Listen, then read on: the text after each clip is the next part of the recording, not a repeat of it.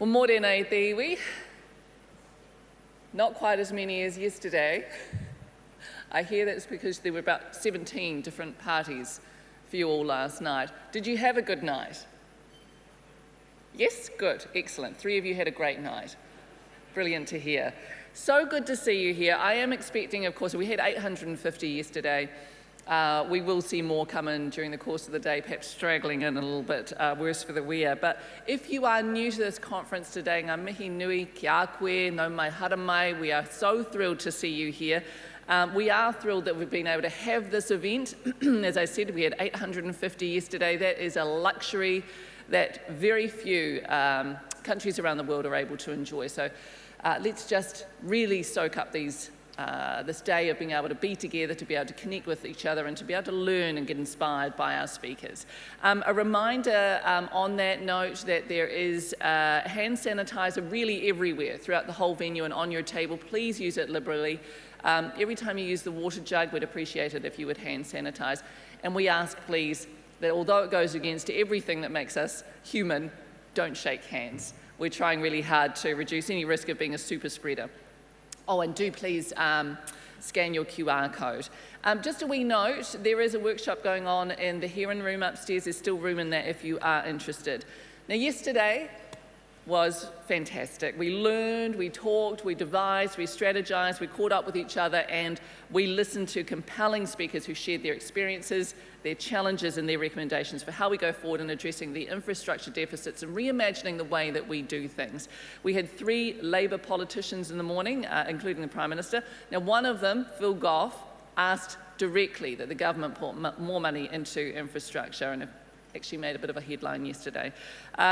Meanwhile, Hamish Glenn challenged the government to show that it understands the need for strategy, for stated goals that will lead to actual outcomes. So we learned how different states and cities overseas have achieved that or are in the process of delivering outcomes. We talked about sustainability, economic outlook, water and RMA reform, and lots more in between. So today, another full program.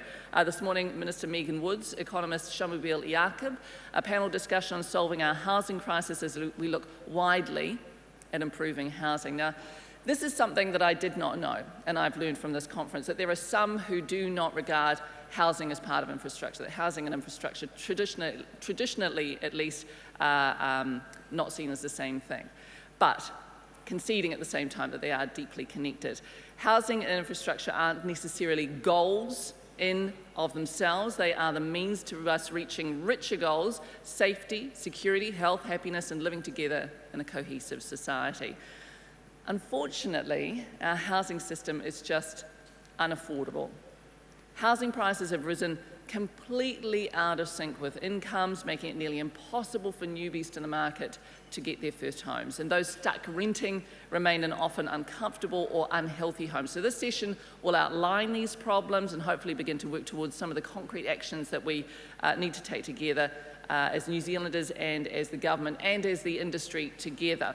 How can we make housing more affordable for our children and for their children? So improving New Zealand's housing is a huge problem, but the task is as much with our cities and urban form as it is with the houses themselves. This next video, e te iwi, from Stantec, shows us they're thinking about the way to build better cities in New Zealand. Take a look.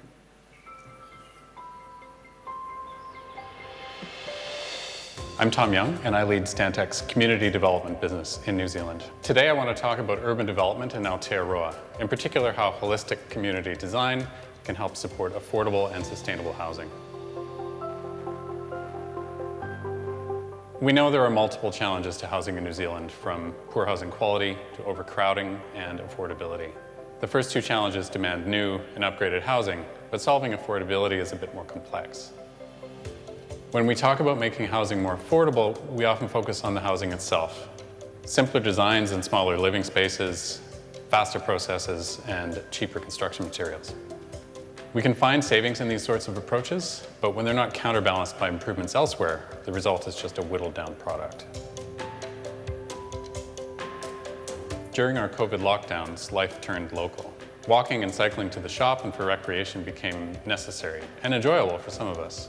But others, particularly those living in car-dependent suburbs, found out very quickly how lacking their communities were in local services and amenities. Another discovery was around our commutes. Those of us with the flexibility to work from home save time and money, and that's an often unconsidered part of housing affordability. Car-dependent communities decrease housing affordability by increasing living costs. For example, people who choose to live in Warkworth and commute to Auckland do find cheaper housing, but they pay for it in fuel costs and the time it takes them to drive. When we plan new subdivisions with low-density development and without walkable mixed uses, we lock in car dependence and high carbon emissions. When we plan single-use office parks instead of integrated districts, we're doubling down. We're almost guaranteeing by design that residents will have to own a car. And the average cost of owning a vehicle in New Zealand is $8,000 to $10,000 a year. Communities that are served by high-quality public transport, are interconnected by safe and comfortable walking and cycling networks, provide high-quality public space, and feature expanded offerings of shops and services bring the convenience and vibrancy that offset the disadvantages of more compact private space. Ultimately, we need more diversity of housing stock, including both ownership and rental, to suit different lifestyles and incomes. Higher density living is often seen as a stepping stone to something single detached further down the track once you can afford it. Most Kiwis don't aspire to live in an apartment, but we're also not creating the communities that would make that truly attractive without compromise. And that can change. We need a refreshed vision for modern living, with community designs, housing, and transport infrastructure that suit our changing lifestyles. Our challenge now is to transform New Zealand to better suit the way we want to live. I think we're up for it. So thank you to Stantec.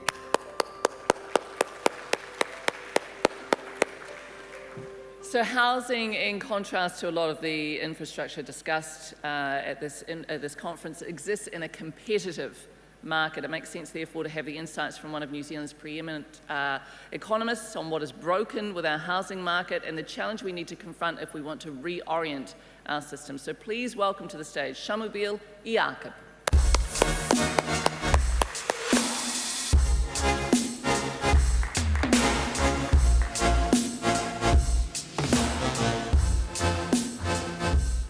Kia ora, everybody. This is like a rock concert, right?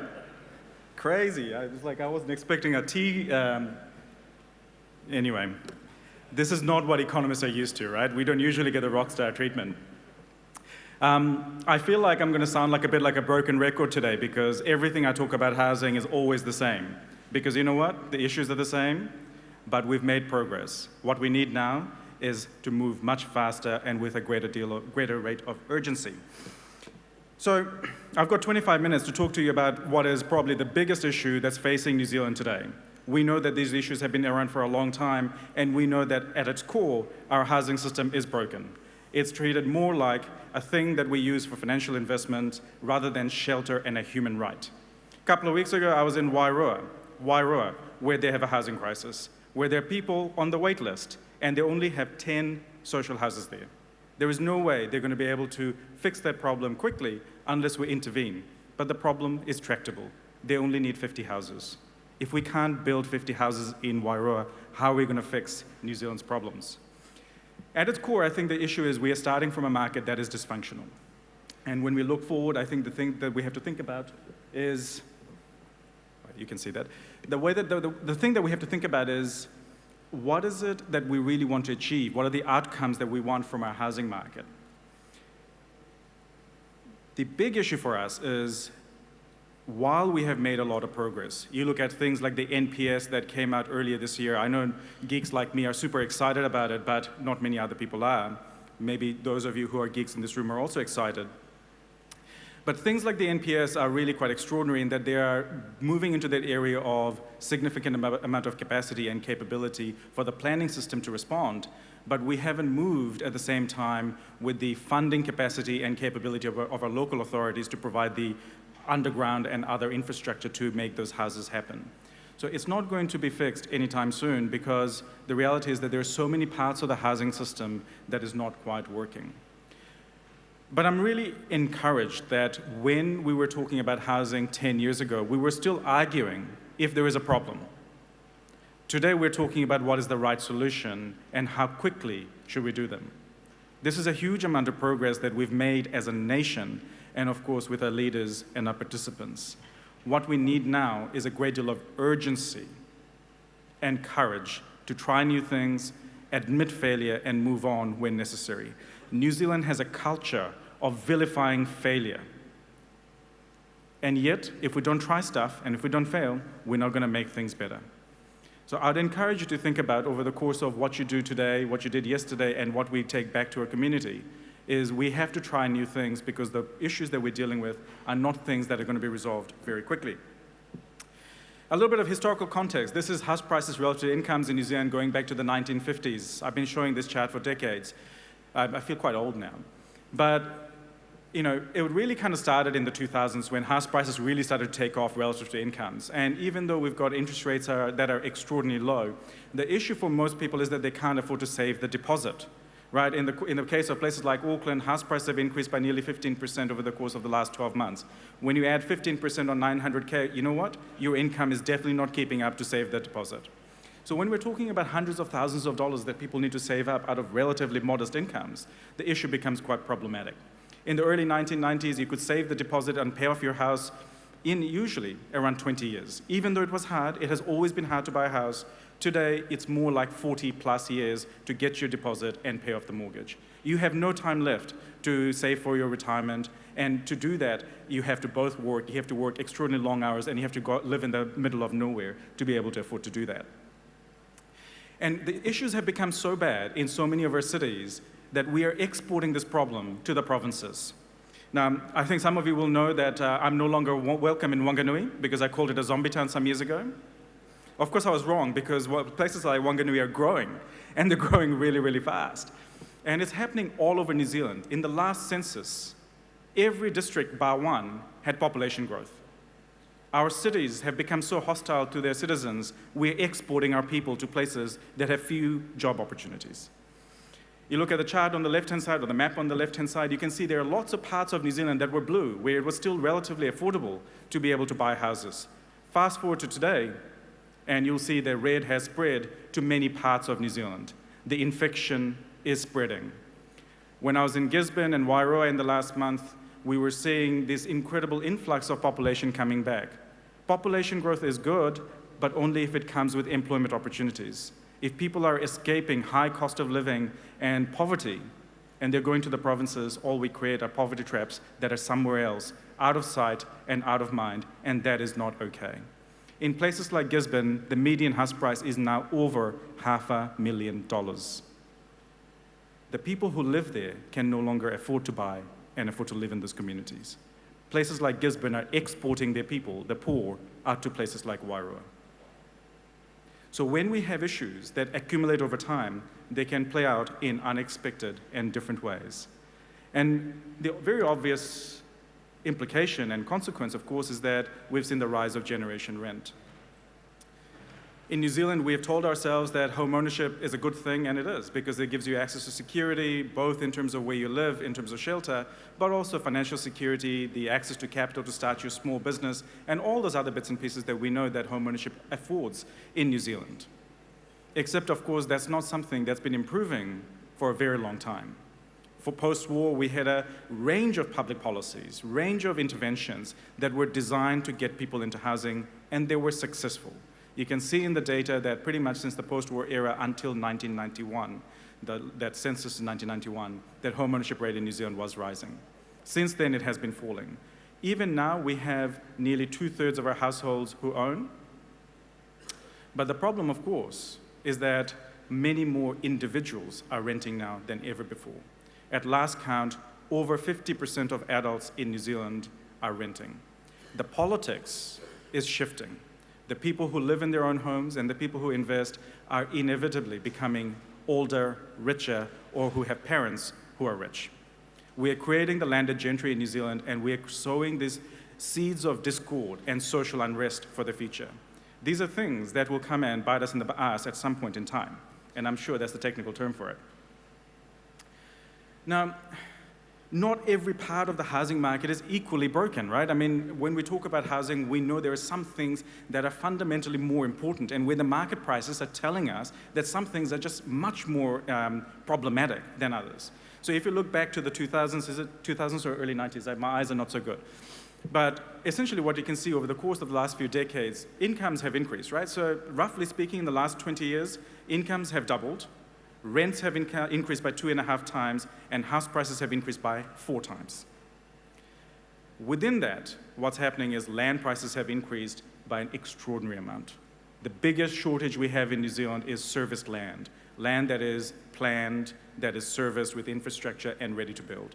The cost of sections is extraordinarily high. If we can't massively increase land supply, particularly in places where we have access to work and other amenities, we're not going to be able to solve our housing crisis. So of course we should be planning more. While we're going to have all the conversations about RMA and other things, I point you to things like the Unitary Plan in Auckland, where even within the confines of the RMA, we've been able to increase house building to record rates. So let's not try to fix everything in one go. Let's use the systems we've got, because you know what? There is a real sense of urgency to act now, and we have to use the systems and the structures that we have now and flex them and push them as hard as we can, so then we can deal with some of those issues. You're going to have Steve Evans on the couch later. You can ask him about construction prices. They've also increased, but not as much as land prices, right? We've got issues in every part of our housing market in New Zealand. We have to fix all of them, and we have to think about what are the fundamental constraints that we can move very quickly that's going to get us to the other side. A lot of the conversation around housing, of course, centers around demand. And I thought it was really ironic that in the latest numbers, we saw house prices across New Zealand was up something like, 17% in the last 12 months? This is in the middle of the biggest recession in 100 years. This is at a time when net migration is zero, when foreign investors are banned. We don't need help to have a housing crisis in New Zealand. We do it ourselves, and we do it by ourselves. Let's not try and blame other folk. The problem is we are really crap at building houses, regardless of what is going on. We got to fix that, and we got to do a lot more. So on the left-hand side is essentially a picture of what I think is housing demand versus what we're building. And you can see in the sort of that pinkish line that supply is increasing, but we've got to build a lot more. The real issue is not so much that we're not building enough right now. The problem is we haven't built enough in the last 30 years. It's that accumulated deficit that we have to fix. And to do that, we've got to build at the current rate for the next 30 years to be able to solve it, right? So we've got to keep building in the capacity and capability of our industry, from planning to infrastructure provision to construction to prefab. All those other bits and pieces have to come together at the same time for us to be able to make that fix. But right now, what we're seeing in the market, of course, is that the demand that we're seeing for housing is not physical demand, it's investor demand. Investor demand is a huge part of why house prices in New Zealand are very expensive. We are very rich in New Zealand because we buy and sell houses from each other, and we're willing to pay higher and higher prices to each other. And that's fine, because the Ponzi game can go on until it doesn't go on, right? And essentially now what we have is a central bank and banking policy that allows our banking system to essentially lend only to housing. If you look at the chart behind me, you can see the recession, right? In the last 6 months, the lending to businesses and agriculture has crashed. So the bits of the economy that actually create jobs and incomes and lifestyles, there is no growth, there is no investment. And at the same time, lending to housing, to mortgages, has barely changed. We're still at record levels of borrowing. And of course, it makes sense that we should borrow money to invest in housing, which has no taxes, which is the only thing that you can borrow a ton of money for. What else can you get that kind of gearing for? So it's not surprising that's happening, but what pisses me off is a reserve bank that comes out and says, it's not our job to deal with this. You know what? It is the only job that is left. There is no inflation. You can't cut interest rates much more. The only thing you can do is how much credit there is in the economy and where that credit turns up. It's an abdication of their duty to say that it is not their job to direct where credit goes in the economy. I want the finance minister to set a very clear direction with the Reserve Bank to say, yes, we have a monetary policy targets agreement. We also need to tell you what financial stability means, because what you are doing is fundamentally destabilizing our housing market and our society. All right, that's good to get that out, because I've been waiting to say that in public for a while. Now, when we talk about housing, and I feel like I've been ranting about housing for so long that it feels very practiced. But in some ways, I think when we talk about housing, we started with the conversation about just saying, well, let's build more houses, right? And that's good, but I think we need to be a bit more nuanced than that. It's not just enough to build more houses. We've got to think about where the need is and where we're going to get the best bang for our buck in terms of creating better outcomes for New Zealanders that need it the most. So when you think about the housing market across the continuum, we know that there's a whole bunch of people, those people in the blue and the top of my chart, they're actually okay. They've got enough wealth to own their own home, and they're okay to rent their own houses. They're relatively secure. It's those people in the pink who are needing accommodation supplement, the temporary the TAS, people who are on emergency housing, people who are in public housing. These are the people that we really need to think about. How do we focus some supply for these people? Because if you're waiting for overall housing supply to catch up and then wait for that to trickle down to these folk, you know what? We're going to be waiting a hell of a long time. And that's not okay. And essentially, we need to start thinking about, yes, we've got to fix all those wider issues, but let us also talk about those supported and unsupported, those supported people who are desperately in need of our help. How can we deal with those people? Because you know what? Without giving them access to secure housing, the wraparound services, we're going to get all these other social and health issues that are not going to go away anytime soon. New Zealand has history that shows we can do this, right? This is the thing. We don't have to invent something new. We can look at our own past and see what we have done. One part of the story, of course, is our public housing system, whether it's Housing New Zealand or Kāinga in its current incarnation. The reality is that we did a whole bunch of things in that post-war era that was extraordinarily successful. We built tens and thousands of public housing, but more importantly, and something that is lost on people, we also built huge amounts of private housing during the same time. The government underwrote greenfield developments. The government provided support for infrastructure. It capitalized the family benefit for people to get access to a deposit. It supported people with low-cost mortgages. There was a suite of connected things that built more homes and got people into that housing. But we didn't keep those policies. Over time, we became complacent and we did away with them. And of course, you can see in the chart what happened over the course of the last few decades. Really, the peak in public housing stock in New Zealand was in 1991. In absolute terms, that's when we had the most number of houses. And relative to population, that's been falling. In the last few years, we've clawed back quite a lot of it. But look at the level. It's an embarrassment. This is a really important public asset that looks after the most vulnerable in our society, and we have given up this extraordinary asset and extraordinary opportunity we had to look after people who are the most vulnerable in the society. We're planning to build about 6,500 homes for sure in the next 3 years, and probably a bit more. Before the last election, I think the total program was about 14,000. So over the next little while, we're going to get a lot of new public housing coming in, which is great because we need to do this. But currently, at last count, we had over 20,000 on the wait list for public housing. It's still not going to be enough. Right now, there is a huge amount of demand that is not going to be met by the supply that is coming. We are planning to fail because it's not enough to have just the amount that's on the wait list. You know what? There's a whole bunch of unmet demand that's there just in the wings of people who might be losing their job or have a family crisis or whatever else. We shouldn't think about having to house all of them in Kāinga housing. We have a chip sector that is extraordinarily capable of not only providing housing, but all the stuff that goes around it in terms of helping people how to be financially capable and all those other things that are extraordinarily important. And we need to work with each other. The reality is the problem is too big for us to solve it on our own. None of us can solve it on our own. We have to partner, we have to leverage, we have to push every lever in the same direction. Because if we don't, we are not going to be able to deal with a crisis that has been building for many decades to come, for many decades. And of course, the crisis has been building for so long, we spend an absolute fortune every year to look after these people, right? Whether it's on the accommodation supplement, the TAS, the emergency housing, the IRS, roughly, we're spending about $3.5 billion a year just to keep people some level of security in a fundamentally broken housing market. This is what we spend every year, and that's only going to increase, right? It's not going to go away anytime soon. How do we create a fire break in this? Because to me, this is the problem. We're in a deadlock where we know that we've got to build more houses, but we can't. We can't move fast enough. when you think about spending $3.5 billion every year for decades to come, I ask myself, what is the cost if we could just borrow some money to help these people?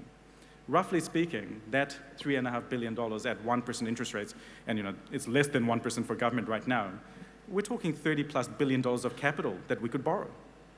We could practically give people houses that's costing us, I don't know what, nearly 100 grand a year to put them in emergency housing, right? You could practically gift them a house and would be better off.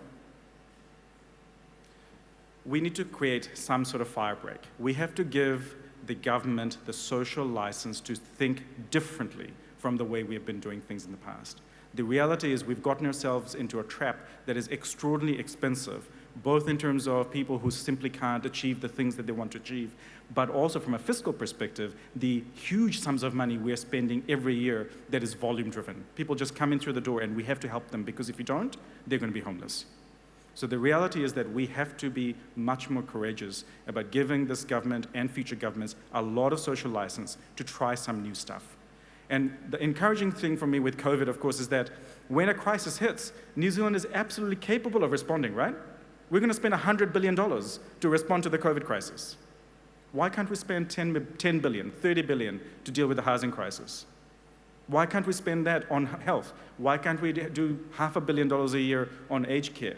These are completely tractable in the context of what we've been able to achieve in a very short period of time. And I think we have some opportunities that are coming up. Whether it's for local government or for central government, we know one of the big things that has changed is right now, interest rates are extraordinarily cheap, right? So we should be using our balance sheets and our ability to borrow from markets to invest in the things that's going to make New Zealand better off. And one of the stories that you have heard yesterday and you're going to hear through today is New Zealand has not invested in any type of infrastructure for many decades. So you look at the chart on the right-hand side, that's New Zealand in the blue line, and the gray shaded area is the OECD. We suck. We haven't been investing enough in infrastructure for decades, and that's why we have the problems. But it's not enough to say we suck. We have to say, well, actually, we don't need this to happen. We're completely capable, both financially, fiscally, and as a country, to do much better. Our cost of borrowing is low. We have social license to do this. We need to ask our governments, I don't care what stripe, we need to ask our governments and give them social license to go, you can do this. We give you permission to try new stuff. And if you fail, we're not going to vilify you. We're going to ask you to do something different. Now, I don't have to take you through the Sweden's Million Homes program in detail, but I wanted to raise it as an idea, because what it came from was an idea of the right values, that we have a housing crisis and a housing shortage. What we want to do is make sure there are enough homes over the course of the next decade, so we resolve this for once and for all. So they targeted 1 million homes. They had a population of 8 million at the time. And they did a whole bunch of things, right? They had generous state loans. They helped local authorities to supply land and the infrastructure. They had labor constraints, so they moved into prefab. They supported people into multiple types of ownership and tenure, whether it was public housing or whether it was built to rent or whether it was around progressive ownership products. It was all those things that they put together. That was the important part, right? And exactly what I told you about what we did in New Zealand post-war. So we don't actually have to have a Swedish model. There is a New Zealand model that works perfectly fine too. It's about being coordinated. Right now, the biggest issue that we face is our approach to housing is uncoordinated. We've got lots of people doing good stuff, but they're not pushing in the same direction. We're not working together, and we are bickering about whether it's our patch. If we don't change that, we're not going to be able to get around. So the Swedish lesson, for me at least, was not so much that we have to do exactly the steps that they took, but that they were able to work together and pushed every lever at the same time for a decade to get on top of the problem. So what do we need to do? Well, I mean, stating the freaking obvious, right? We've got to build more homes. But I think within that, state houses have to be an absolute priority, right? Yes, we have a program of 14,000. How do we make sure we absolutely supercharge the chips to also provide the social housing? Because you know what? The wait list is so big, we can't do it all on the back of Kāinga Ora. They just don't have the capacity and the capability to do even more than has been asked of them. Let's give them enough room to deliver what we've asked them to do and leverage the expertise, capability, and complete willingness that exists within the chip sector to do this. You know what? These guys really care. They want to get good outcomes. We want to encourage that. We want to leverage that. We got to do build to rent. The reality is that if we're going to do affordable housing, we have to use other tools like inclusionary zoning to go, when we're building housing, let's not just build big, expensive McMansions, let's also build some affordable houses. But we have to retain them. We have to hold those houses because we haven't built any affordable houses in New Zealand for so long that we can't afford to lose control of them. So the Queenstown model, where you might argue that it's not big enough, but at least they're trying. The retained affordable model is something that we absolutely must spread out to the rest of New Zealand because we are capable of building houses, but not enough of those houses are affordable and hitting the right notes. Build to rent is obvious, right? Because when we build houses, most of the housing supply goes into the owner-occupier market because they have money and wealth, obvious. But the stress is in people who are renting. If we're not building housing for renting, we're not going to get on top of this problem because the next wave and cohort of people who are going to face housing stress are just waiting on the wings. We got to increase the supply of rental housing stock.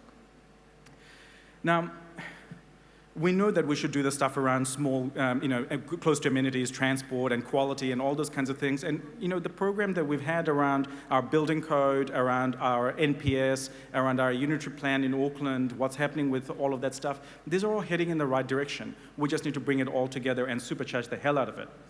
We have to sort out infrastructure. We know that the biggest issue for councils, and I talk to a lot of councils, as I'm sure you do, and some of you are probably from council, you know that we've run out of social license and financial headroom to do more. Imagine going out to your constituency and saying, we're going to raise your rates by 5% a year or 10% a year for the next 5 years. They're going to tell you to fuck off, right? You will not be re-elected. We've relied on local government to essentially do this for the last 30 years. They borrowed more and more, they've gone up to their capacity, and now the residents are telling us, we don't want to pay any more on rates. It doesn't matter whether you think it's cheap or not, it doesn't matter. The politics doesn't matter, and the politics matters. There is no social license for local governments to be able to do this. If we don't fix the funding and financing of local government, I think we're not going to be able to get on top of this. I think we need to favor a little bit of prefab, otherwise we won't get scale and speed. We have to sort out banks. We can't just keep lending to people buying and selling houses from each other. This is obvious stuff. We should probably do some sort of tax, but I'm kind of not worried about it because other places have capital gains taxes and they still have housing booms. And you know what? In some ways, we need to stop talking about home ownership. It's too late. House prices are too expensive. Let's talk about giving people access to secure housing because I reckon that's where we're going to get the biggest gains. So let me come back to where I started. The housing market currently is broken, right? We know that there is a whole bunch of things that we need to do around land, planning, financing, funding of infrastructure. We know all the tools. We have all the tools. The thing that's missing now is the social license that we give to our leaders, our politicians, at local government, at business, at central government to say, have the courage to try new stuff. Ladies and gentlemen, the one thing I would ask you to really press onto our political leaders is ask them to be courageous and to work with a sense of urgency. We gotta have urgency because the crisis is too big and we cannot wait any longer. Thank you.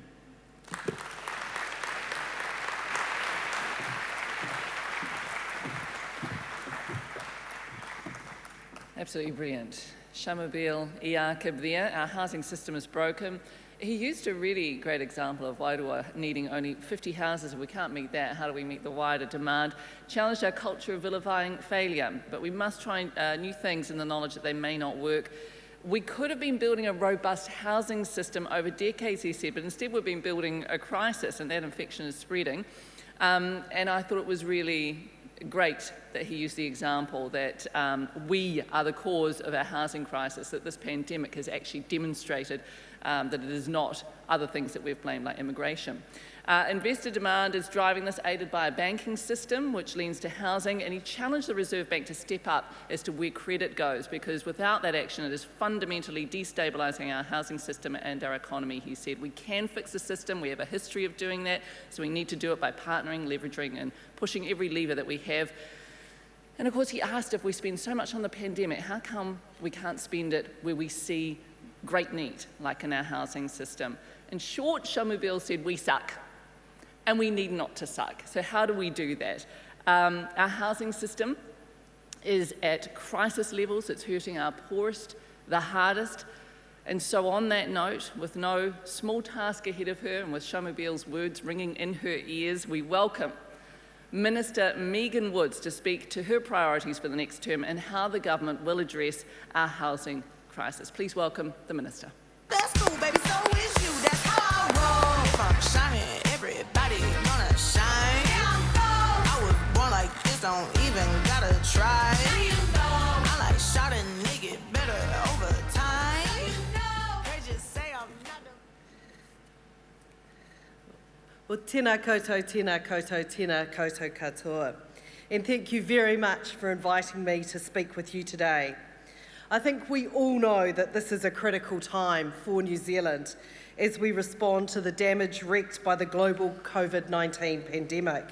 It is vital that investment in our economic recovery is well thought through and makes the most of the opportunities to build a better future which put people and sustainability at its heart.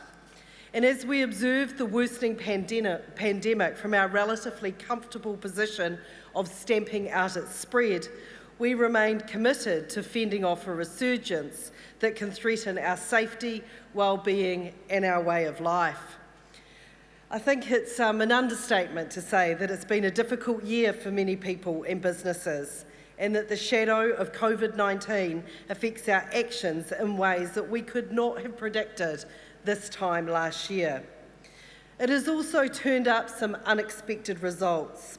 As we came out of lockdown, I was acutely aware of a collective fear, which I shared, of a GFC-esque housing downturn, but we have seen the opposite. Our economic recovery has been stronger than we anticipated, and we have seen house prices rise further and demand for housing outstrip the rate at which supply is increasing. This has had negative impacts on things like homelessness, the public housing waiting lists, rental stress, and people struggling to afford to buy properties. As Minister of Housing, I am acutely aware of how decades of underinvestment in infrastructure and the building of affordable homes has led us to this position we are in today. There is currently a lot of discussion about what levers can be used to address house price rises. And today I'm going to talk about one of the most significant levers we have, increasing supply. This is reliant on ensuring that we can do something about where we put housing and how we build them and how we pay for it, area that the government has put significant work into and where we still have a significant program of work to carry out. There is no quick fix. There is no one change that will make this housing crisis go away in a hurry. It will take years to increase housing supply and affordability to the point where, as we believe as a government, every New Zealander has a warm, dry home. The reasons why we're in this position are well known and have been well canvassed. Decades of failure to invest in infrastructure to service and grow our communities. A clunky, expensive resource consenting process that favours incumbents and resists intensification. A deficit of investment in the building of affordable homes and a deficit of investment of building of public housing. So what is our strategy to address this? The starting point for housing is where it goes and enabling projects to go ahead without being bogged down without undue restrictions that have little to do with environmental values. This is critical. We are committed to the repeal and reform of the Resource Management Act to reduce the timeframes and expense of the consenting process and enable more housing developments to get going. And this is work that my colleague, Minister Parker, is leading. Ensuring that we have the workforce that are sufficiently trained to build homes is another key factor. As we assessed what the greatest risks are to the building sector as we anticipated a recession, we only had to look at what happened following the GFC to know that we could not what we could not allow, to let the building of affordable housing fall down a hole. This would not be in line with our strategic direction. The $350 million residential development fund that we announced earlier this year was a direct response to this by giving developers options to finance developments if and when needed. And we are developing the criteria around this fund, and I will have more to say on this soon. But I do want to spend some time reminding you of the other aspects of the significant body of work we have done to address housing and homelessness, and which will form the body of our work over the coming years. In short, our housing strategy. We have laid the groundwork for a substantial change in the financing and planning of infrastructure that enables communities to grow and thrive. In our first term, we established Te Tua Papa Kura Kainga, the Ministry of Housing and Urban Development, to lead the Housing and Urban System Work Programme and reform. We've also established Kāinga Ora Homes and Communities as the government's public housing landlord and urban development authority. These agencies are enabling a more cohesive, strategic and joined-up approach to delivering the government's vision for housing and urban development in New Zealand. We are building more public houses than have been built in a generation. In our first term, 5,670 new public housing places, 4,342 of those were new builds. We're on track to deliver over 18,000 public housing and transitional places by 2024. We are working with the building industry on the construction sector accord to increase productivity and capability, improve resilience and restore confidence. We're investing $3 billion in projects through the shovel-ready process that will stimulate urban and provincial economies. The completion of nearly 700 KiwiBuild homes and 1,000 more under construction has also enabled 2,000 market homes to be built through government initiatives. We are supporting people to buy their own affordable homes through first home loans and grants and a progressive home ownership scheme. We launched the Aotearoa New Zealand Homelessness Action Plan that has enabled the rapid rehousing of rough sleepers when COVID-19 hit, and we will support people to get into and stay in stable accommodation. And we are working with Māori to respond to whānau needs and aspiration. So what do these changes mean? The most significant levers to accelerate and support more housing are those that fundamentally change the way infrastructure is financed, planned and consented. You heard from my colleague, Finance Minister Grant Robertson, yesterday about the Infrastructure Funding and Financing Act to enable private sector finance to be used to construct infrastructure for housing and urban development and to keep debt off councils' balance sheets. This will help resolve the impasse of local councils being able to finance the infrastructure our communities need. The Urban Development Act creates a streamlined process to facilitate developments that put the interests of Māori, councils, developers and diverse communities at the heart of developments and considers housing, transport and recreational needs. The National Policy Statement on Urban Development requires councils to reduce planning constraints and plan for growth, allowing for greater intensification. The fast tracking of projects that can boost employment and economic recovery will be enabled through the COVID-19 fast track recovery legislation. These substantial law changes will change the way we plan and pay for infrastructural growth. We encourage industry, local councils, iwi and communities to consider how to use them to deliver developments that prioritise the well-being of people, address climate change and provide services and amenities for generations to come. I'm especially proud of our record on public housing. This year we committed funding to build another 8,000 public and transitional homes, which, as I said earlier, will bring the total to 18,350 by 2024. These developments, led by the government agency Kāinga Ora, encourage other developments through significant infrastructure improvements.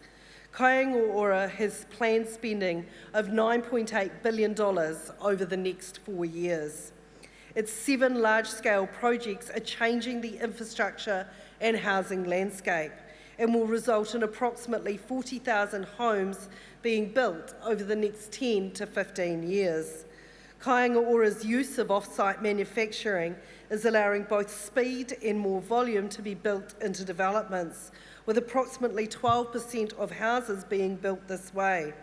This is demonstrating the value of OSM technology to the sector and what is possible to upscale production and, importantly, build scale within the sector. Kāinga Ora is also demonstrating leadership in the building sector on lowering emissions and reducing waste, with a commitment to 6 Homestar standards for new builds. It is this kind of approach that allows us to build back better. Investment that reduces our impact on the environment and helps deliver a low-carbon future.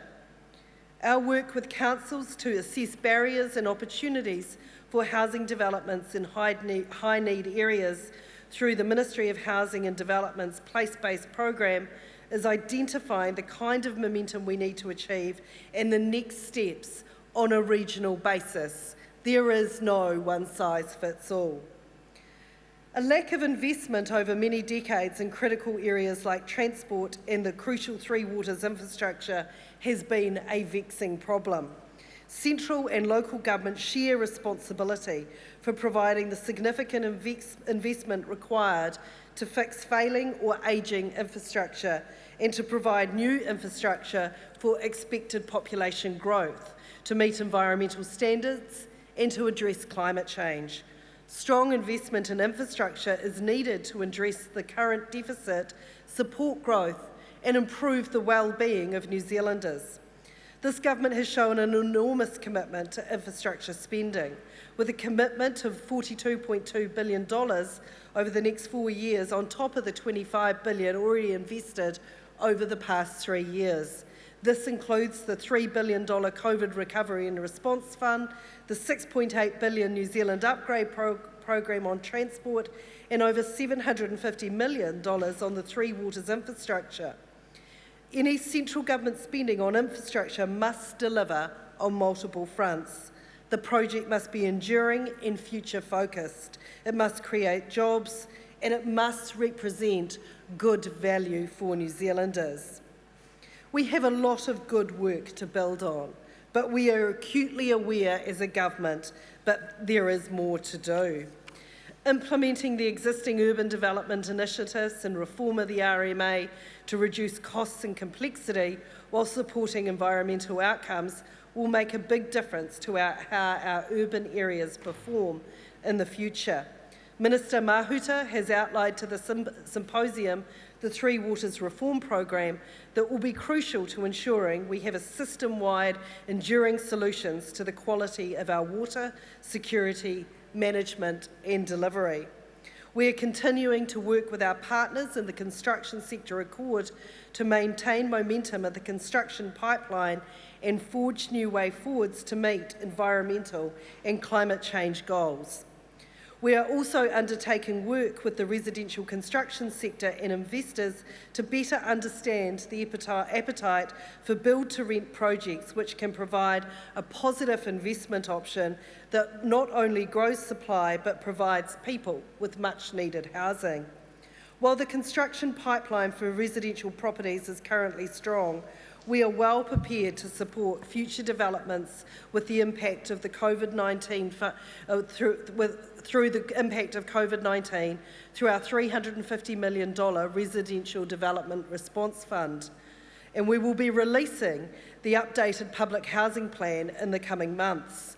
This plan will not only provide much needed public housing, but also will provide industry with the certainty of a secure pipeline of work over the coming years. We are directing Kāinga Ora and community housing providers to build in specific locations which will better support those in urgent need of housing. We will continue to work with community housing providers who can add value by building new properties, deliver social services or operate in areas where the government is not. We will investigate new ways to address high building and construction costs with the proposed Commerce Commission market study into building supplies late next year, and working with MB to explore further ways to reduce building and construction costs. We will also address remaining legislative barriers that add unnecessary costs, risks and delays to development, with a particular focus on land use constraints such as restrictive covenants. I also want to look at creative ways of innovatively using the accommodation supplement to drive investment. So, to summarise, addressing the key barriers to urban development is not a quick fix, and it is costly. I don't think there's anyone in this room that doesn't realise that. While we have laid the groundwork for changes, the biggest results will emerge in the medium to longer term. As we recover from the initial impact of COVID-19, we are yet to see the longer term implications. We need to keep up the momentum on the settings we have shifted and do further work with local councils, communities, developers and iwi to accelerate the building of new and affordable housing. The housing shortage is a critical issue for New Zealand and remains a key priority for our government to fix. We are committed to using all the available levers to get more houses built, and I look forward to working with everybody in this room, in the infrastructure and construction sector, to make sure that we make this happen. Thank you very much.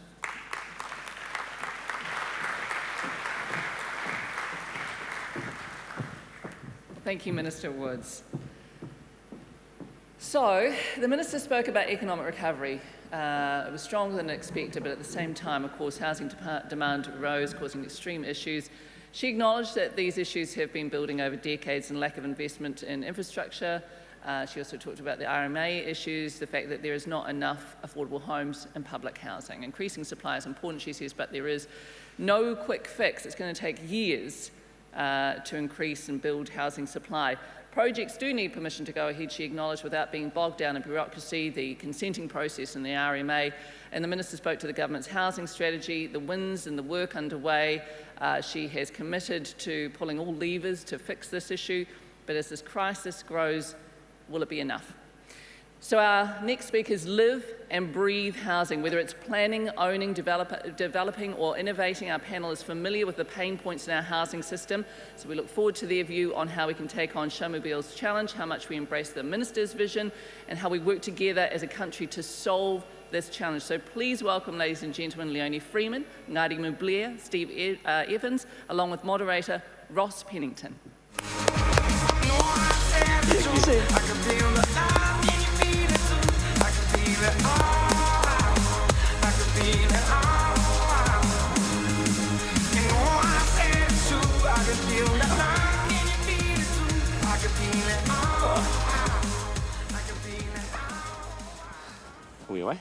Kia ora koutou. How are we all this morning? I think we should probably start off with a rousing waiata or something, or perhaps in some cases an exorcism. I'm Ross Pennington, and it's my great pleasure to introduce my panel, Ngarimu, Leonie and Steve. I'm just going to get them just for a moment to tell you a little bit about themselves and how they fit into the housing and infrastructure ecosystem. Tēnā tātou katoa, tēnā koe Ross. Ko Ngarimu Blair tōku ingoa, ko Ngāti Whātua te iwi, te tau ngā oho tūringatu ngā hapu, nō reira tēnā koutou katoa. I'm of Ngāti Whātua descent, and we used to be pretty good at housing. We had 5,000 of us living on Maunga Kieke at one time, so we kind of invented medium density housing, but we seem to have lost our way a bit over the last about 180 years, where many of our people don't have homes to call their own anymore. So my background has been working for my iwi here in Ōrākei, growing up in the South Kaipara as well, on our maraes. and in recent years in our papakainga at Ōrākei.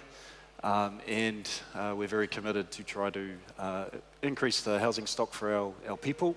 As we all know, as you all know, the well-being that can be improved through living in a safe, warm house and owning one as well. So, yeah, that's most of my drive. I'm also a director at Kāinga Ora, a new director the last 9 or so months. So, yeah, very privileged to be able to contribute there also. Kia ora. Leonie, my boxing buddy with Monty Beetham, tell us a bit about yourself. So I won't talk about boxing, but kia ora everyone. My name's Leonie Freeman. I'm currently the Chief Executive of the Property Council of New Zealand. I've had that role for the last 2 years. But prior to that, I have been doing a huge amount in housing. I've spent my whole career in property, done just about every part of it across commercial and residential. But about 4 years ago, I launched an initiative called the homepage.nz, which was designed to provide a housing solution for Auckland, and have spent a lot of time both working within public sector and private sector on how we actually solve this. So I've got a real passion for housing. I think it's one of the big issues facing the country, and if I'm really honest, I'm tired of talking about it. I'd like to see a lot more action. Yeah, for sure. So Steve's our diversity, being Australian. Do you want to rip into it? Thank you. Steve Evans, I'm the Chief Executive of Fletcher Buildings Residential and Development business. We are the biggest probably developer and certainly the biggest house builder in Auckland. And we've taken this business on a journey over the last 5 or 10 years that has been about providing more of the communities rather than the houses, working with Māori, working with various partners, including government, to create great places where people want to live. And I think the challenge that we've got moving forward is how do we make more of that? How do we develop more homes, but also more communities? So really looking forward to having a good discussion. Yeah, okay. Thanks, Stephen. Thanks, everyone. For my part, Ross Pennington, I'm a sort of a lawyer. I've been helping Auckland, I suppose in terms of this space, I've been helping Auckland Council out to find a way out of obviously the balance sheet constraints and get infrastructure funded and financed. Obviously, because mentions of COVID are obligatory, it sort of goes without saying that they haven't made that task any easier or less pressing. So I completely agree with Leonie. Let's sort of get to that doing thing. Obviously, we haven't got any shovels this morning, so we're going to have to do a bit of yakking first. So I think we talked about this in our brief discussions when getting this panel running, and we thought the best way to get into this topic, especially because you guys have heard a lot of detail over the last few days, was to sort of start with 2 big questions. So the first one is, by way of introduction to the first one, a Google search on New Zealand housing crisis yields 17,300,000 results. So we won't have probably much time to get to that this morning, but the term crisis, I think, started to be used in around about 2003. But at that stage, the housing inflation that led to the housing crisis had begun actually about a decade earlier, about 1994. And also, actually, just in case you think, oh, this is a New Zealand problem and we're doing something wrong, that is around about the same year, plus or minus a year or so, that this same phenomenon started happening around the developed world. So, bearing all that in mind and looking at the world as we see it now, my big question is, can we solve housing issues? And I'm going to start in the middle with you, Leonie. That's a great place to start, isn't it? So from my perspective, yes, I believe that we can solve housing. I mean, at the end of the day, if we look at New Zealand and what we can do, we've got some amazing people, we've got great companies and great resources to solve this issue. What I see across all the roles that I've played for a number of years is the missing bit is the coordination and the integration. We've got a large number of silos that are working independently, and we all know that housing is a really complex ecosystem. And so we've got, you know, government, council, iwi, private sector development community, the community housing sector and the finance community. Everybody's doing fantastic work in that space, but it's a little bit like everybody's in the waka, but pulling in different directions. And what we really need to do is to get that waka sailing in one direction. And when we launched the solution in 2016, which I realise is now 4 years ago, it was based around a collective impact approach, which really, very simply, is about creating a really coordinated approach, bringing all the major stakeholders together, focused on outcomes and solutions, rather than sitting in our silos. And it's been something that's been quite successfully done on a whole raft of things all around New Zealand. And, you know, it's good to see it's been working in the homelessness space. So that was the People's Project in Hamilton, launched some years ago, and that's been continued on in homelessness. And interesting enough, the construction sector accord is a similar type of collective impact approach. Again, trying to bring people together. So to me, yes, we can, but I do ask the question, which I've been asking for quite a bit lately, which is how bad does this have to get before we are prepared to change the way we approach this problem? Yeah, absolutely. We're just saying out the back that every problem's a human problem, like the old whakatauki goes. Ngarimu, where's your head on this question? I don't think it's a question of whether we can, it's whether we have to. We have to solve it. And in terms of the housing crisis, I just think of our people, it was a little bit before 2003 when we were in crisis. 1951, all we had left of all of our land in Auckland was 1/4 acre. So my granddad tells me of the overcrowding. In our village at Ōrākei, he had to walk from Ōrākei to Woodhill Forest, where we had another village, and live there. So, yeah, the crisis for us has been intergenerational. So it's not a question of whether we can, we really must. And I guess we can all think about all the different silver bullets that have to be put into all of the guns to try to solve this, but at the end of the day it comes back to whether we really want to do it or not, whether we want to provide that housing in all of the innovative ways that we need to, where people may have to forgo some of the value that's on the balance sheets, etc. And so in our communities and the Māori communities, we have one of those bullets, and that is we don't put a commercial value on the land that we allocate towards housing. So I believe we're really the only ones doing affordable housing, and that those whānau who have the ability to secure a mortgage, they are paying for effectively just the chattels, the house, because the land is a communal resource, and therefore it can't be bought and sold on the open market, and that makes it affordable. That's the only way that really that we've been able to do it in our context. Yeah, that's a remarkable story, and one that I didn't know, to be honest, but it certainly resonates from where I come from. Parihaka has a very small community of houses left there now, having had a community of I think around 5,000 dwellings back in the day, and I think the first gas lighting and mills and a whole economy going on there. It's a disgrace. It was good to see that they got some IRG money. Steve, I think we're left with you. Oops, there goes the question. Look, to be fair, I'm more of an action person, and we've had the last 3 or 4 years of talking about what the solutions are and what the problems are, and no silver bullet and the like. And I think that the time for action is now. I think that there's clearly some fairly unpalatable moves that are required. How do you, for instance, tax those that are holding on to land to make them develop to actually get more housing?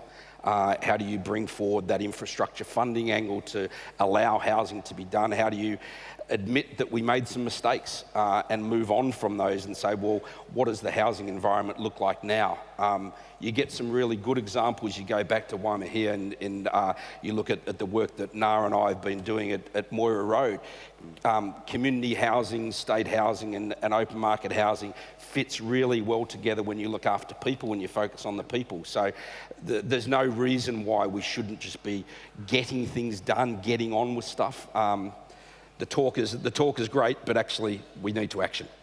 Yeah, and Ross, can I just add one more comment, because you commented on the number of searches when you search Google, and what I often hear too is people will say, oh look, do we need a Royal Commission into housing, or do we need another report? When we were doing a lot of work back in 2017 on this housing thing on our webpage, we put together all the reports we could find in the previous 5 years on housing for Auckland. And so we had a list there of 35 reports for housing in Auckland in that previous 5 years. So what I'm saying is we don't actually need any more reports on the problem, we just need to focus on action. And the reality is, we're going to get some of this wrong. Yes. And that's okay. No. But we can't just afford to sit in conference rooms and the like and talk about what we're going to do or talk about how difficult it is. We've just got to get stuff done. Yeah. And I think part of it is a little bit of a culture shift, and I'm sure Steve will agree too, because part of, and I think this is a real challenge for the public sector people, where they actually can't be seen to fail because the media are pretty visceral. But if you think about a more innovative approach to anything for any business, we've got to be able to try and have some things not work, because perfectionism isn't an option. So how do we filter that in? Yeah. I mean, it's just going back to Steve's comment. It's the tax thing is hard. Dr. Robin Oliver's piece attached to one of Murray Sherwin's many fine works on this, which I'm sure are on your website, I think tells you everything you need to know in about 20 pages. It's certainly, one of the biggest landowners in Auckland is dead, so it's going to be tough taxing him. But anyway, and the other thing is, I bet you didn't put there is a Royal Commission report sort of on this stuff, which is the one on Tama Makoto, I think around 2009. It's a great historical read in its own right, but it was talking about these infrastructure problems. There was a headline from 1868, I think, which could have been written last week. And then, of course, Julius Vogel came along, borrowed in the London capital markets the equivalent of 2/3 of then GDP. That'd be $200 billion, and spent them on infrastructure. Now, by 1900, we were, and I mean this literally, the richest country in the world, right? Our GDP was $4,300 US, not bad for 1900. And around, just to put it in context, that was around twice as much as the UK and Germany and so forth. Right, but we do have a second big question, as I say. Oh, just another remark from me. I do think there's a defect in the modern political economy. I don't know, Ngarimu, you've written about this and written about it well, specifically in an Auckland context with young Māori, but it's just there is a skew in our economies across the world in the fact that the already wealthy tend to be the voters, and they tend to vote their interests, and the young seem to have a combination of not quite knowing their interests. They should listen to Shamubeel for sure, but having a cynicism about voting, and sort of unfortunately you do get what you get. Please do it. If you can do one thing, encourage the young to vote if you care about this stuff. Right, we've sort of covered this a little bit, but we're going in with if there was one thing you could recommend to solve the housing crisis in New Zealand, what would that be? I'm going to go Steve this time. One thing. Look, I think one of the things that we do need to address is the infrastructure deficit. We've talked about it. This is what this conference has been focused on. I challenge the infrastructure industry to think about their customer and the legacy that we're providing for those people that are going to occupy the houses. I think that we need to take a much more partnership view between council, government, and particularly private sector to enable development to occur. Infrastructure funding is a fantastic idea, but actually, if it's left with a legacy for the next 30 years for our kids and our kids' kids, then actually it's going to fail. And I think what I'd encourage government to do, encourage the IFF to do, is to work out a way whereby you fund infrastructure for housing and then make the developer pay for it when he gets paid or she gets paid for the sections or for the houses that are built, rather than leave that as a legacy for the homeowners. A lot of people don't understand that the homeowners, as a result of any targeted rate, are going to be negatively impacted in terms of the money they can borrow from a bank. You think about how the banks work out their mortgages, they work out disposable spend and the ability to service a mortgage. If you're adding in $1,000, $3,000, $5,000 a year, that means you're going to be able to borrow less, which means unaffordability becomes even more of a problem. or affordability becomes more of a problem. So what I'd suggest more than anything is let's get real. Let's talk about what are actual solutions that the development and house building industry that the customers can value and get on with doing things. I think we'll go, Ngarimu, with you. Yeah, I think I'll take more of a helicopter view of it and like you go back in time a little bit. So Māori procurement, social procurement, there's a lot of talk of it out there. How do we do it? Big companies coming to iwi saying, what does it mean, help us? And to be honest, iwi are trying to work it out as well.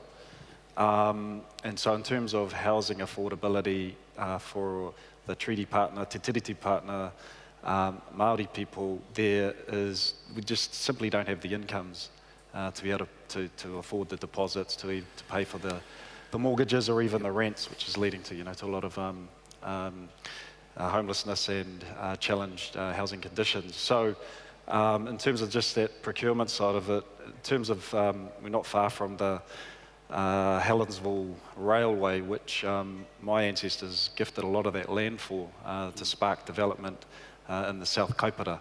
And that was on the promise from central government that our people would be awarded the contracts to build rail and road and so on, and so that our people could get into business and flourish. However, when it came for those roads and railways to be built, that was dealt with by local government, a completely different set of people who did not award the contracts to our people because they couldn't vote in local government. Why give these Māoris contracts when they can't vote them into local government? So, cut a long story short, all my Pākehā mates at school had lunches and me and my cousins didn't. That's the effect of it in terms of, that investment that didn't go into our people generations ago, which has flowed through. So with all of this investment in infrastructure and housing, there also has to be alongside that for all of us, including iwi, how we make our dollar bounce further in our communities, so that when we are spending a dollar, that we are ensuring that there is opportunity for Māori, Pacifica and other communities who don't have the incomes that wider society has, that they too can create businesses and have that flow-on effect through their whānau and through their families. So a bit of a helicopter view, but through that, I think then we can, create more of our communities with the incomes that can pay for the cost of development. Yeah, look, I'm really glad you brought that up. It's we're all technicians in this room, but this isn't a technical issue. The affordability issue is a national disgrace. Right, so one of those reports that Murray wrote, and there's all sorts of fun facts in those, this is not one of them. In 1990, not uncoincidentally, 1 year before the Resource Management Act came to us, the person on the median income was spending 29% of their take-home pay on housing-related costs. Now, 6 or 7 years ago, that number had risen to 52%. And who wants to believe that it's less than that today with what we've seen? Now, the degree to which social ills are caused by our signal failures in this regard is just is really just entirely unacceptable. And I was just going to comment too on that affordability thing. One of the reasons why I've been so passionate involved with this housing space and done a lot of it as sort of my philanthropic contribution to the city is I look at my parents, and my parents were both teachers. They were able to buy a house through government assistance in the 60s. Out west in Auckland, they then had 3 kids. There was no money. The house was really basic. I mean, it's interesting when you look at the houses at the time, because they come complete with no garage, no driveway, no paths, no carpet, no curtains, no insulation, but at least they had a house, so we were part of a community. But I look at today, and I look at a family like my parents, 2 teachers and 3 kids, and they wouldn't have a hope of being able to buy a house in our city. And I think there's something fundamentally wrong if people such as our key workers have given up hope of buying a house, and that is the issue that we need to address. And there is no one silver bullet. There's no one lever that we can pull. You know, the infrastructure is critical, the legislative environment that we work within is critical, the consenting, the innovation, the ability of the workforce, all of those things are all the levers we must pull together. So my one thing is that actually we need an ability to bring everyone together, focused on an ecosystem and a whole of community solution that will work with everyone, because the danger at the moment is we pull these levers and there's a whole lot of unintended consequences. So again, I come back to my, that collective impact, where you actually have a vision for the city with clear targets and objectives, and that we measure against. We've also got to be a bit careful that we look at aspirations for housing ownership, and they have changed. Yeah. We've got to provide pathways to ownership. We've got to allow those that in state housing avenues to move out of state housing. We've got to allow those that can't afford any sort of housing, those that are long-term renters, to be able to afford housing ownership in the future. And credit to the government in terms of the $400 million that they've spent on the shared ownership. I'd very much promote that getting further upstream so that it doesn't just apply to the community housing providers and others providing that shared ownership scheme. If you think about what happens in global economies, you have options to own 35%, 40% of the house, and then staircase into ownership as your salaries go up, as you have more ability to access capital. We've got to look at those type of systems. That's not about quality of housing, it's about financial solutions to allow people to own houses. Yeah, it's about enabling too. I mean, there's a great story, Leonie, about the houses back in Whātua. We used to build our own and we didn't have Mark Richardson around to help. It was, there was a shambles. When the wind blew, the roof would actually open up. Now, that was, of course, my granddad, not me, but ours was not a great deal better. You building a house. Can I just remind you all that there is we are taking questions up here, which is why I've gone to my glasses. So do fire them through. If they're any good, Hamish will allow me to see them, and if they're not, I'll never know. I think it might be worth actually going to one of those now, because it actually is a bit of that big picture stuff, and it's about the tangata side of this. All right, here we have it. Now, I don't know who sent this, but it's all well and good to say we've studied this to death. Let's get stuff done. But identifying problems isn't the same as having a vision for where we are going. Do we have that vision? And if not, whose role is it to set that agenda, Ngarimu? Do we have that vision? Oh, yeah, I think there's lots of vision. There's lots of mission statements. There's lots of goodwill. But I guess it comes back to action. Disclaimer, I own one house, although my family owns thousands of acres and property, but there's about 30,000 in my family. So I guess it comes back to values as a society. Are we really wanting to provide access to housing for everyone, or do we want to increase and improve our material wealth personally? So, and that's really hard, because I'm looking at interest rates now, and have you got anything to sell at the moment, Steve? It's very tempting for all of us, isn't it? I think the vision is there, the goodwill is there, and probably coming out of COVID, I think we all need to take a step back to where many of our minds were over that time. It was a blessed time for everybody in terms of getting off that treadmill, getting off that rat race, and taking some time to think about what's important in life. And we all witnessed the changes in the environment, the insects, the different birds we all saw with our kids. We saw our kids as well. And I think, we just need to take our minds back to moments like that and think and reevaluate what's important in our life and make some changes. Yeah, it's funny, one with the houses. I bought my first house 10 years ago at the age of 40, which tells you how old I am. It's hard to believe in this stuff if you're a rational person, because, I guess it's gone up, right? Probably a lot, I don't know. But I've got 4 kids, so do I feel rich or do I feel poor? If you divide You see what I'm saying? Yeah, look, I think come back to the vision. I pick a geography and let's pick Drury because it's a great one. A vision for Drury is about having employment areas, active and passive recreation areas, industrial, retail and housing all next to each other so that people don't need to travel, that you can create a new community that means that people don't need to hop on the southern walkway known as State Highway 1 to move up north. That's what the vision should be. It's actually not about just continuing to expand the urban sprawl. We've got to be cognizant that our duties as developers, as people, as infrastructure providers, is to allow that community to form, to permit it to occur, to encourage it to occur, so that you can have time out in the areas of the harbours. You can go for walks. You can walk to go to the supermarket. You can ride a bike to go to work. Those kind of things. And there are people that have that vision, and we've got to encourage it and we've got to allow it to occur.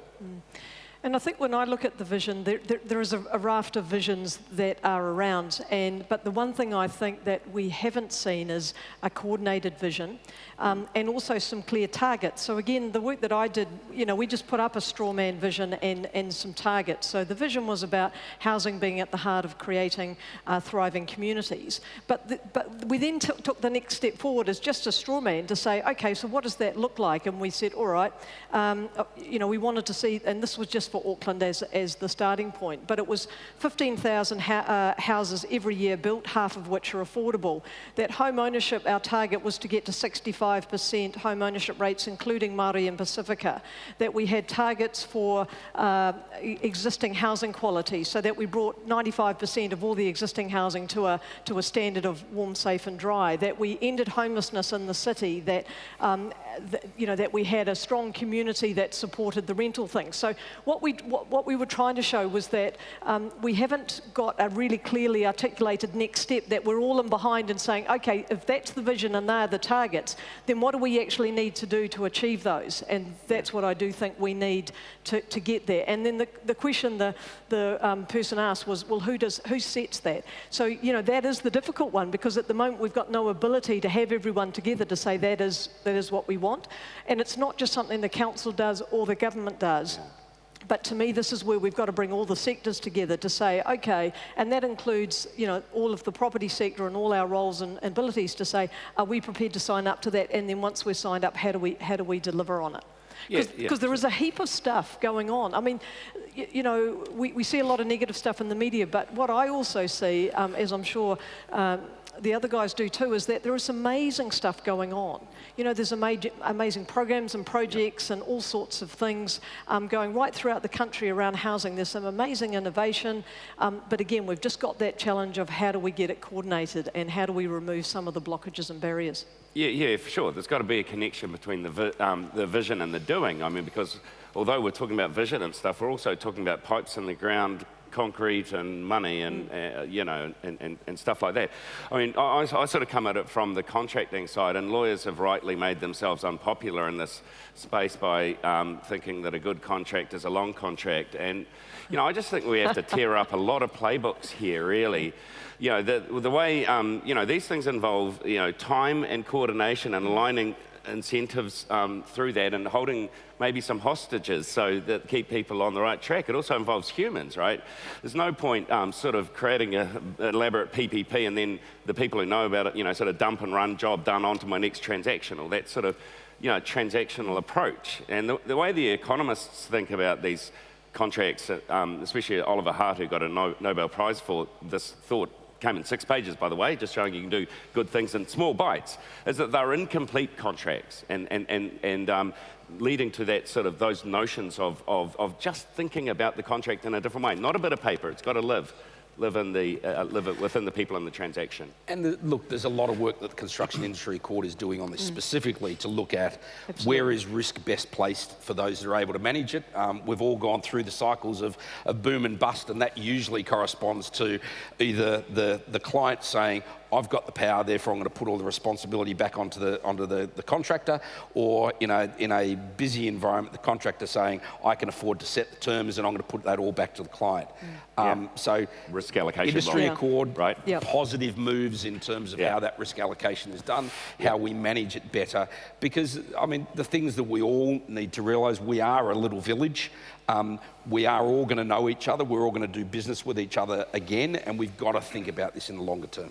And this was where Kāinga Ōra's got a role as a government entity, and it is playing a role in terms of providing some of that, and Steve might disagree with this, but providing some of that backing, underwrites, and so on, to give confidence to the banks, to developers, just to smooth out some of those, the lumpiness in the construction sector. So, Kāinga Ōra's got a role to play in that. It's developed a partnership model, and again, most people probably wouldn't have associated that word partnership with the old Housing New Zealand Corporation, but you know, that is a directive of, to be fair, the last government and the incoming government to change the culture, to partner better with community, with iwi, with the development sector, and with the construction sector as well. So.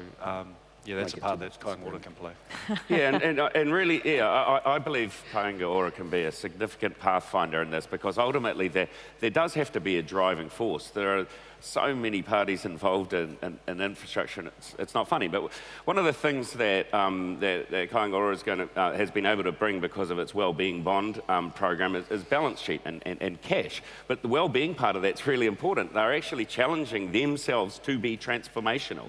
Now, we're all on a journey from the here to the there, and so is Kāinga Ōra, clearly it is. But you know, I think the potential there and the energy there is overwhelming. When you do talk to folks in that organisation, they've got a glint in their eyes, and people are starting to notice, and including the partners who they need to work with, and local authorities and the like. So, Ngarimu, we were going to do something on my baby, the EIFF, but you've already shut it down, and we'll talk later. So I'm going to move on, Ngarimu, if you don't mind, back to you. Ngāti Whātua Ōrākei is just doing some incredibly exciting things in housing at the moment that aren't necessarily terribly well known, and some of them are with Steve. Do you want to just walk through what you're doing there and what you see as the barriers to Māori housing initiatives? Sure. So there's tens of thousands of acres of multiply owned Māori land across the country, and there are loads of barriers with that.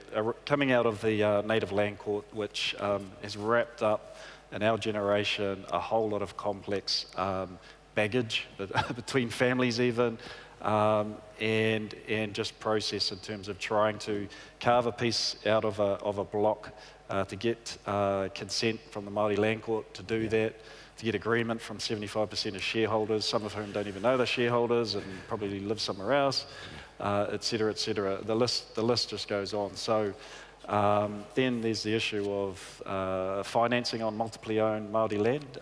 Quite frankly, no one's really solved that except my iwi, and we're lucky because we've got a big balance sheet and we're effectively the bank.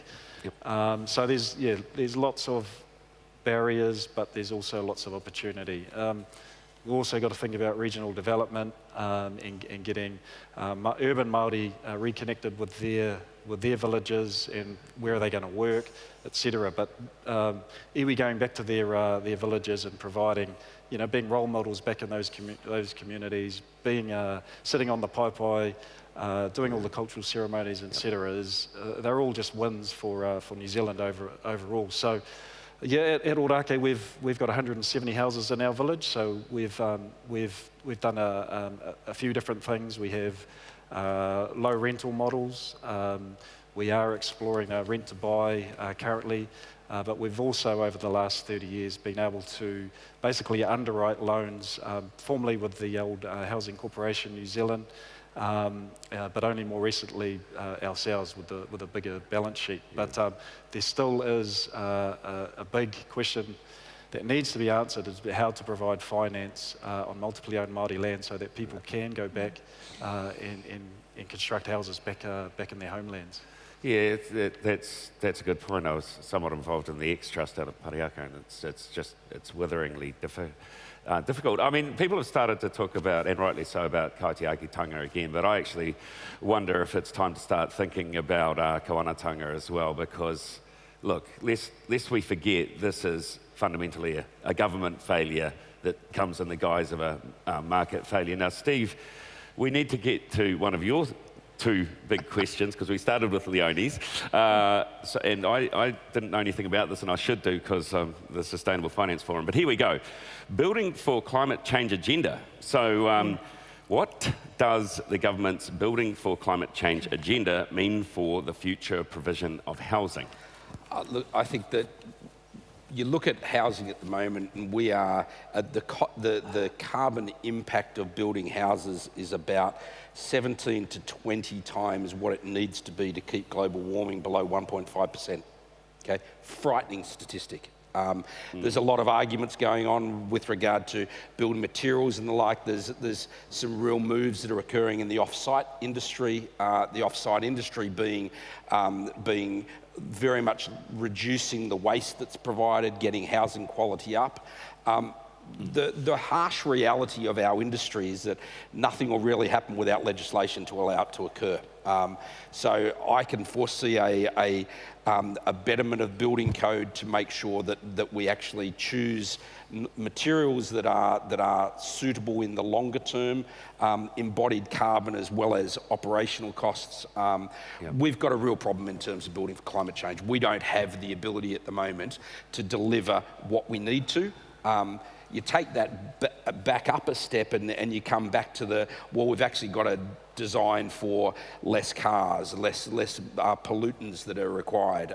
We've got to be prepared to deal with the rising seawater levels and how that occurs. We've got to bring back more native planting to generate. The one thing people tend to focus on is we've got to look at how we put less energy into a house. And yes, that's good, but when you're at 100% renewable energy, as the government is aspiring to do, it's actually less of the focus. It's actually more about how we live in our houses, how we make them good as an initial build, if you like. But for all of you in the infrastructure business, there's got to be more innovation. We've got to have better solutions to reduce the amount of carbon that we put into our houses and that we put into our community in general. And I don't think we've had enough focus on it. And we all need to read the NCCRA. I mean, that's been mentioned a couple of times, but please do. This is coming at us like a freight train.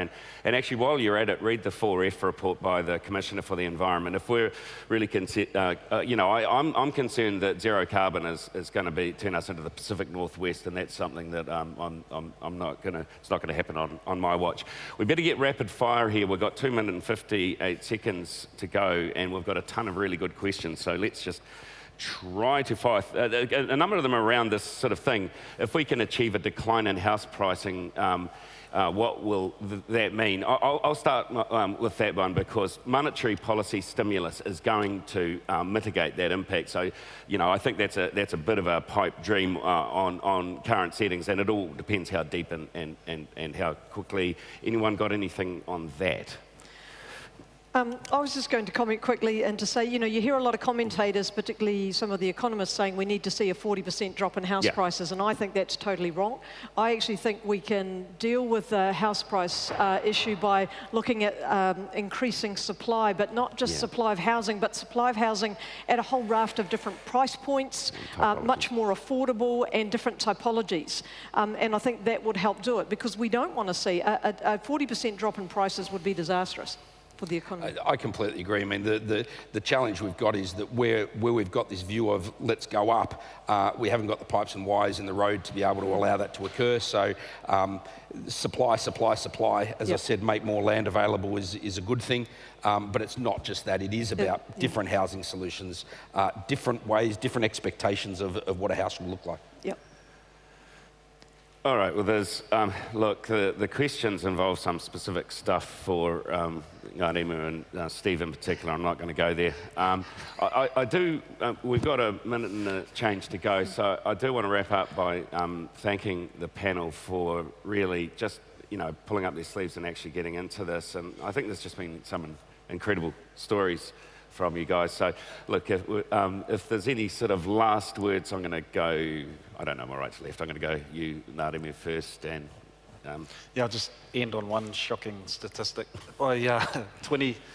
2060, 90%, on current projections, 90% of the Māori population will be renters. So there's a huge job in front of us to change that statistic. Currently, Māori only have half the home ownership rates as the general population. So I think we as a nation and as a Māori nation need to be really focused on turning that stat around. Leonie? So I just reiterate again, I believe we can solve it, but the question I ask is how bad does this have to get until we change our whole approach to solving this issue, and who gets involved? And me, it's all about action. There's enough of us in this room, let alone in the broader economy, that have ideas. Let's get on with delivering some of them. Oh, well, look, I hope you've all got something out of that this morning. I know it's a challenging morning after the night before, and indeed the day before, which was pretty interesting, but there was a lot to take in. So thanks all for listening. Kia ora.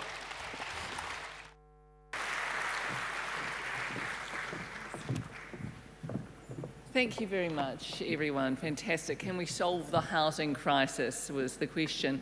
Leonie said we're in the same waka, but we're all pulling in different directions. So let's start trying to figure out how to do that. How do we pull in the same direction? No more talk, no more report, she said, just action. Steve echoed Shamubeel's call. We need to know that we can and will fail.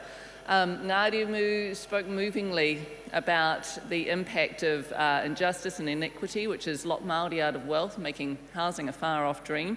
And of course, we know that when we address inequity, we address the many issues that hold us all back as a society. Housing affordability is crucial, Leonie said, but be cautious of pulling all levers with wild abandon, unaware of the consequences of it. We need to go to the community, engage and provide to need. There was a really great question from the floor. Identifying problems isn't enough, but that is different to vision. So what's the agenda and who sets that agenda? And it was, somewhat answered, but it was a tricky one. So Steve used Jury as an example of mindful building, a new and robust and independent community which allows that community to not just occur but to thrive. Leonie said that coordinated vision is important, and the question of who has that vision, who sets that vision, is one that has yet to be answered, but obviously it needs collaboration across the sector. So, ladies and gentlemen, it was a really good, robust discussion from our panel, Leonie Freeman, Ngāti Blair and Steve Evans, and thank you to moderator Ross Pennington. Round of applause, please. So we noticed for you there are some cars parked in reserved spaces near the road that need to be moved. You are at risk of being towed.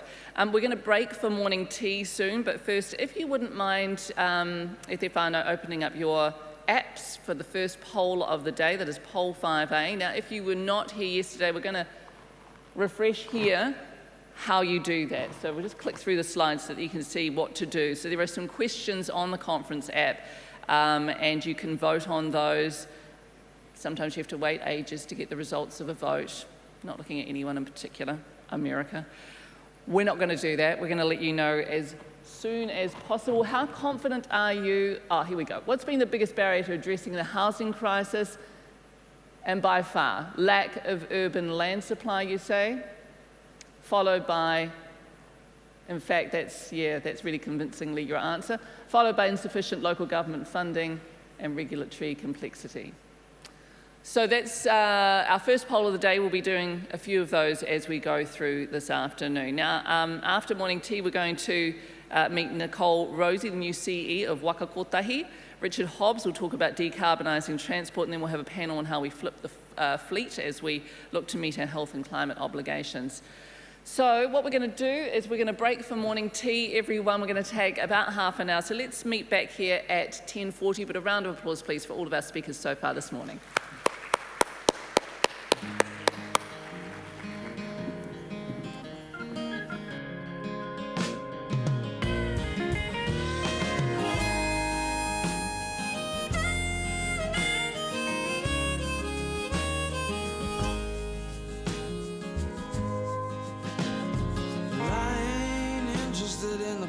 That you wear, in the car that you drive or the cut of your hair. Honey, you got something I can't compare, and I've been thinking about you. I don't really care about the weather outside, and I don't want to talk about national pride.